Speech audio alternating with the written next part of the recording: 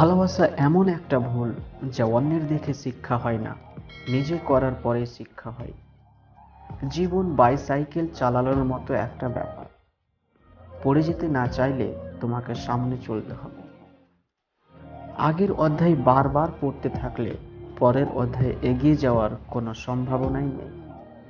যতক্ষণ না তুমি অতীতকে ভুলে যাচ্ছ, যতক্ষণ না তুমি ক্ষমা করতে পারছো, যতক্ষণ না তুমি মেনে নিচ্ছ অতীত চলে গেছে, ততক্ষণ তুমি নিজের এগিয়ে যাওয়ার ক্ষমতাকে কাজে লাগাচ্ছ না।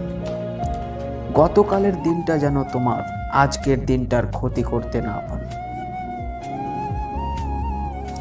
অতীতের ভুল নিয়ে আফসোস করো না।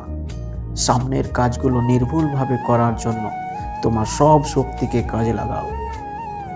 মানুষ সবসময়ই ছাত্র, মাস্টার বলে কিচ্ছু নেই। এটা যে বুঝবে সে সব সময়ের সামনে এগিয়ে যাবে। এক জায়গায় দাঁড়িয়ে জীবন শেষ করে দেওয়া মানে সৃষ্টিকর্তার দেয়া উপহারের প্রতি অবিচার করা। তুমি চাইলেও পেছনে যেতে পারবে না, তবে সামনে না এগিয়ে থেমে আছো কেন? আমার অভিজ্ঞতা বলে শ্রেষ্ঠ মোটিভেশন হলো সত্যিকার ইচ্ছা।